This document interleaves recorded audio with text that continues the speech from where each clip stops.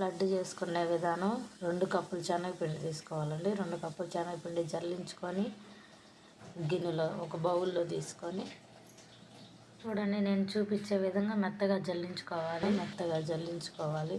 ఇదిగోండి, ఒక బౌల్లో తీసుకొని కొంచెం సాల్ట్, చూడండి కొంచెం సాల్ట్, కొంచెం సోడా ఉప్పు తీసుకొని తగినంత వాటర్ పోసుకుంటూ మిక్స్ చేసుకోవాలి. కన్సిస్టెన్సీ చూడండి, ఇలా తిక్కుగా కాకుండా మరీ పలచగా కాకుండా ఈ విధంగా వచ్చేటట్లుగా చూసుకోవాలి. అయినాక ప్యాన్ పెట్టుకొని వేడైందో లేదో చూసుకొని ఆయిల్ వేసుకోవాలండి. ఆయిల్ బాగా కాగనిచ్చి ఆయిల్ అయిందో లేదో చూడాలంటే కొంచెం పిండి వేసుకొని చూద్దామండి.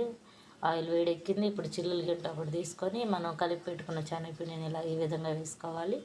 ఇట్లా మెత్తగా చేస్తూ ఉంటే చూడండి బూందీ అంతా నీట్గా వచ్చింది.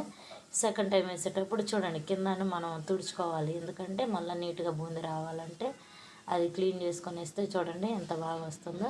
ఇలా వచ్చేసింది, అయిపోయిందండి బూందీ. చూడండి, మరి గోల్డెన్ కలర్ కాకుండా ఎల్లో కలర్లో వచ్చే విధంగా చూసుకోవాలి. క్రిస్పీగా చాలా బాగుంది. చూడండి, కావాల్సిన పదార్థం పాకానికి కావాల్సిందండి 2 కప్పులు షుగర్ తీసుకోవాలి.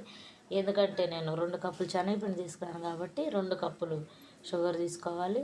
అదేవిధంగా 1 కప్పు వాటర్ తీసుకోవాలి. చూడండి, 1 కప్పు వాటర్ తీసుకొని దానికి కొంచెం యాలకుల పొడి కొట్టేసుకోవాలండి. చూడండి, యాలకుల పొడి వేసాను. పాకం తీగ పాకం అయ్యేంతవరకు చూసుకోవాలండి. మరి పాకం పలుచగా ఉంది, ముదురు పాకం అయితే లడ్డు రాదండి. తీగ పాకం వచ్చేంత వరకు చూసుకొని, అది చూడండి తీగ పాకం వచ్చింది. తీగ పాకం వస్తే చాలండి. మనం ముందుగా తీసి పెట్టుకున్న బూందీని పాకంలో కలుపుకుందామండి. ఇదిగోండి, ఈ విధంగా కలుపుకొని ఇంకా స్టవ్ ఆపేసుకొని ఒక 5 నిమిషాలు పక్కన పెట్టుకుందామండి. బాండీని చూసుకోండి, ఆపేసాను, స్టవ్ ఆపేసాను. ఇప్పుడు బూందీని పక్కన పెట్టేసుకొని ఒక 5 నిమిషాలు ఆరనిచ్చి లడ్డు చేసుకున్నాను.